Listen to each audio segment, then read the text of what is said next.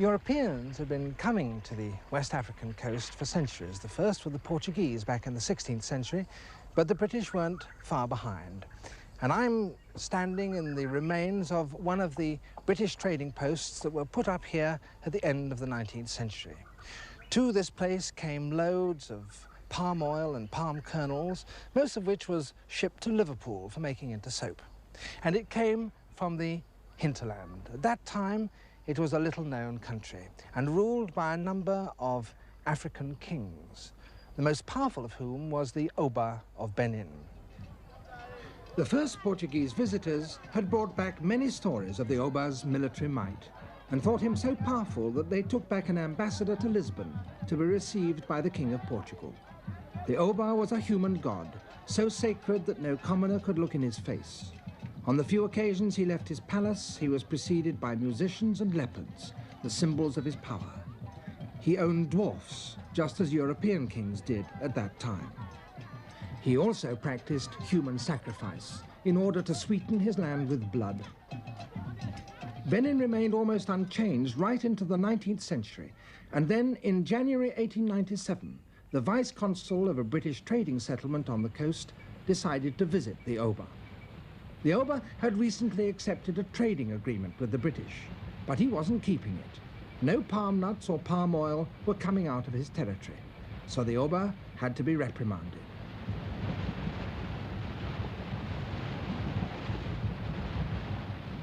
The traditional way to reach the city was to travel up the mangrove-lined creeks of the Niger Delta to the village of Ugoton, which marked the frontier with the Benin Kingdom.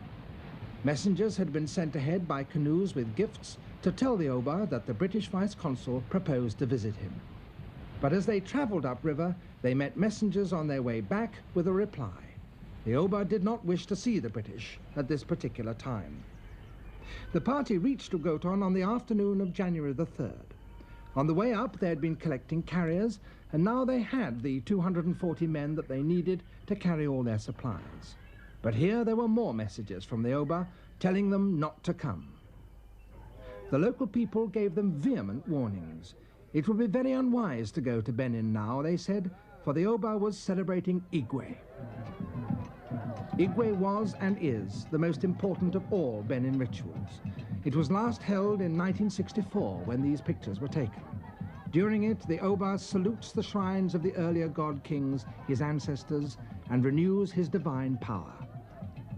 He parades and dances, decked with coral crown and tunic, with ivory bracelets on his arms and bronze masks at his waist.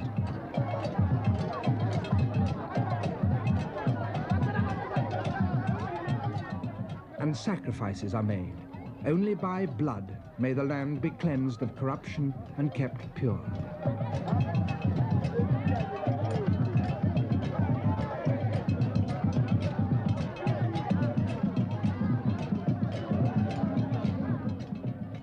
Special plants and earths are brought from all over the kingdom and pounded together with blood to make a magic medicine with which the Oba will be anointed to give him strength.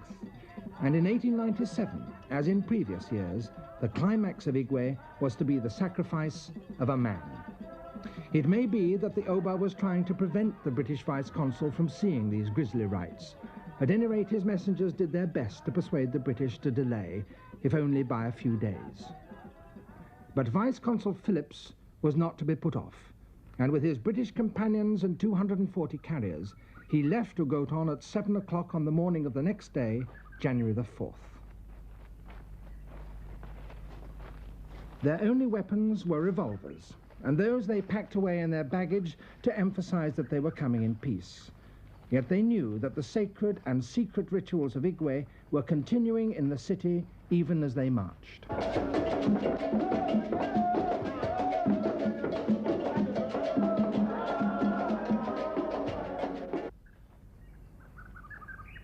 This is the path they took.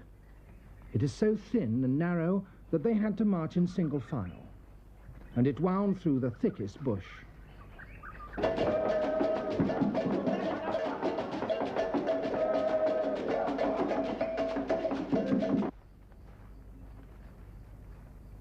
The Benin chiefs, without the Oba's knowledge, had prepared an ambush.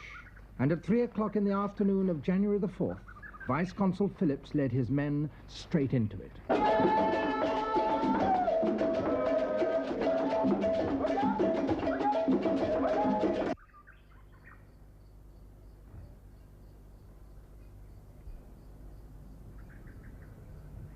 Europeans and Africans were slaughtered indiscriminately.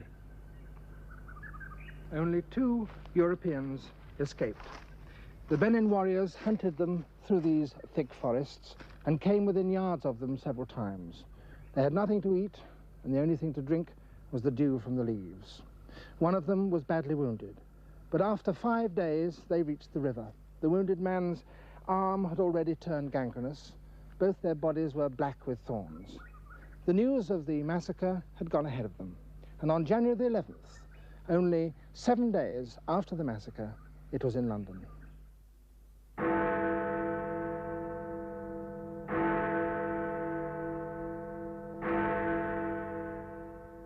A punitive expedition had to be mounted.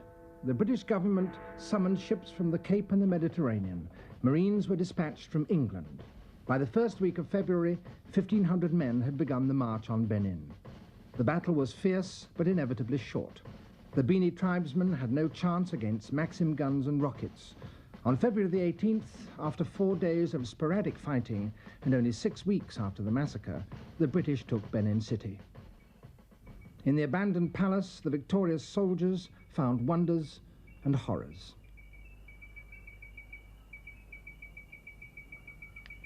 The Oba, in panic at the impending revenge of the British, had, it seemed, embarked on an orgy of human sacrifice in an endeavour to stave off disaster, and the bodies of the dead lay in pits beneath the trees on which many of them had been crucified.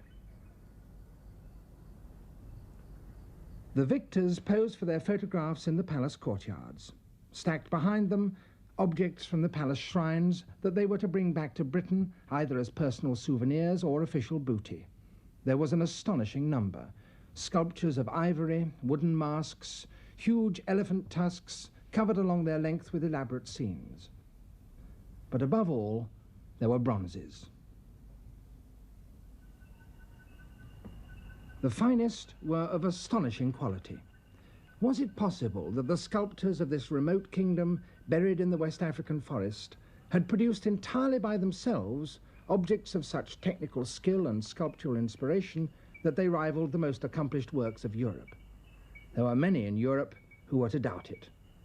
The Portuguese, after all, had once had great influence here. Surely it must have been they who taught the Bini how to make such splendid things.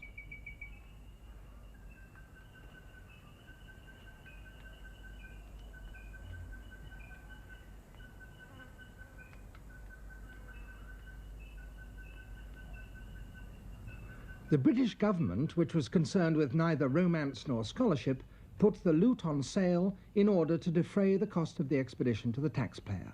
And today, the treasure of Benin is dispersed among museums and collections all over the world, in Britain and America, Germany, Russia, Switzerland, Sweden, France, and Australia.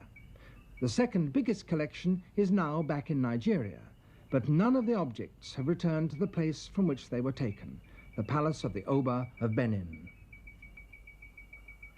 A few weeks afterwards, the chief who led the ambush was tried and hanged. Others, who had fled with the Oba, returned and sued for forgiveness.